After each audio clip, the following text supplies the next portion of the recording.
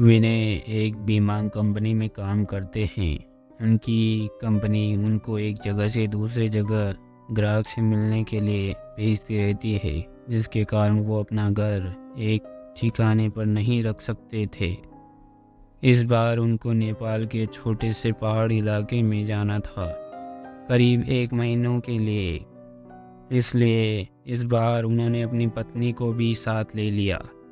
परिवार में सिर्फ वो और उनकी पत्नी ही रहा करती थी।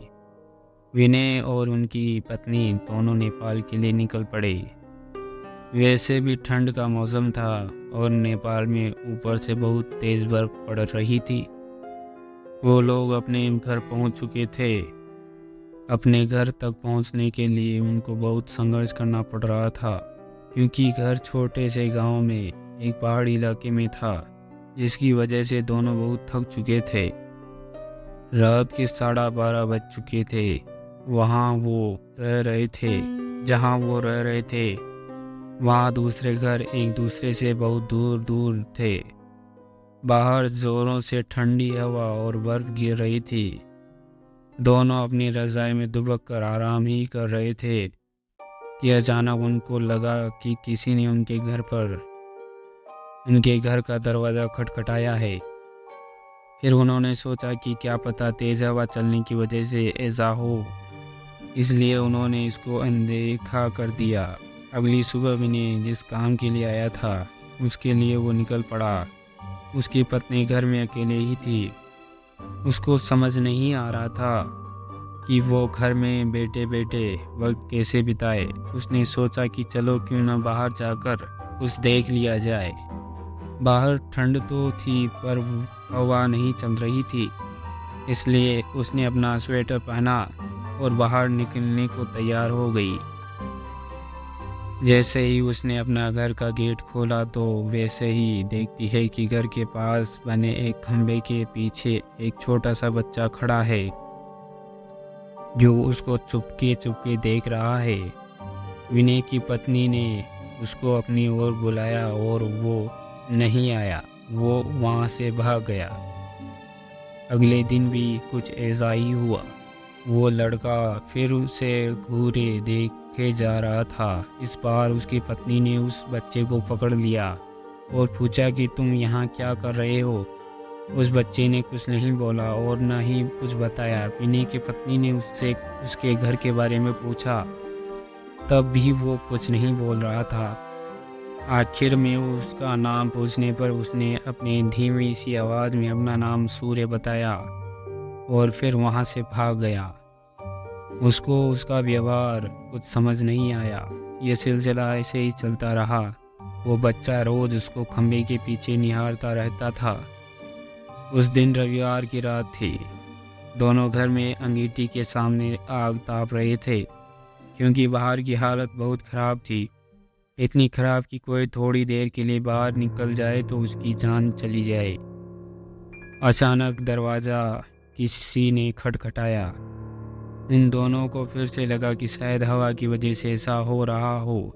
तभी फिर से किसी ने दरवाज़ा खटखटाया। इस बार खटखटाने की आवाज़ साफ आ रही थी। यह आवाज़ सुनकर दोनों डर गए, क्योंकि इतनी रात वो भी जान लेने वाली ठंड में आखिर कौन हो सकता है। दोनों केवल एक दूसरे का मुंह देख रहे थे। अचानक दरवाजे के बाहर से धीरे धीरे रोने की आवाज़ आने लगी। तभी विनय ने जोर से आवाज़ में बोला, कौन है? कौन है बाहर? कुछ देर तक आवाज़ तो नहीं आई, पर बाद में एक धीमी सी आवाज़ आई, दरवाज़ा खोलो, कृपया करके दरवाज़ा खोलो, बहुत ठंड है। यह आवाज़ किसी छोटे से बच्चे की है। तभी विनय की पत्नी को ये आवाज़ जानी पहचानी लगी। उसने कहा कि ये तो वही बच्चे की आवाज़ लगती है जो रोज़ घर के बाहर खड़ा रहता है। विनय की पत्नी ने कहा कि हमें उसे अंदर लाना चाहिए। वो भागते हुए अभी दरवाजे के पास जा ही रही थी कि अचानक उनके घर के फ़ोन की घंटी बजी। फ़ोन एक पड़ोस में रहने वाली औरत का था, जिससे आज ही विनय की पत्नी मिलकर आई थी। विनय की पत्नी ने फ़ोन उठाया।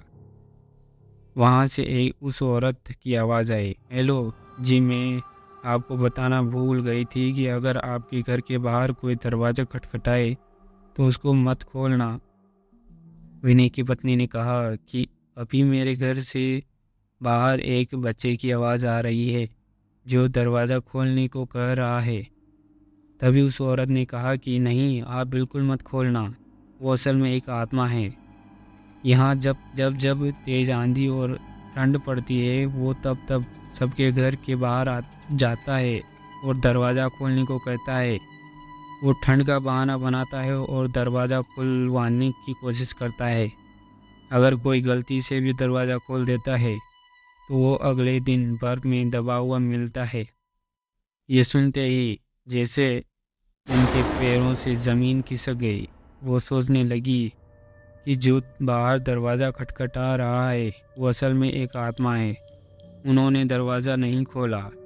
अगले दिन ही वो दोनों भागकर पड़ोसी के पास गए और पूरे मामले के बारे में पूछा। उस औरत ने बताया कि इस गांव में एक परिवार रहता था।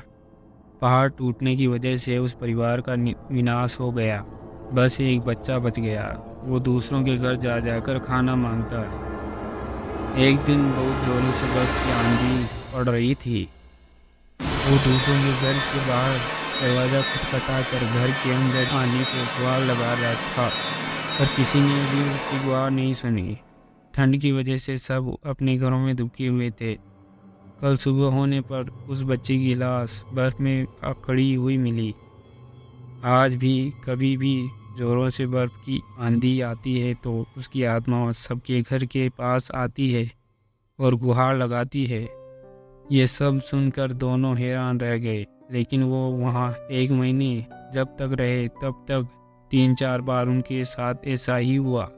लेकिन विनय का कान खत हो जाने पर वो वहाँ से चले गए। पर विनय की पत्नी के दिमाग में एक रहस्य हमेशा बना रहा कि उस घटना के बाद जो बच्चा उसे रोज घर के बाहर दिखता था वो कभी नहीं दिखा।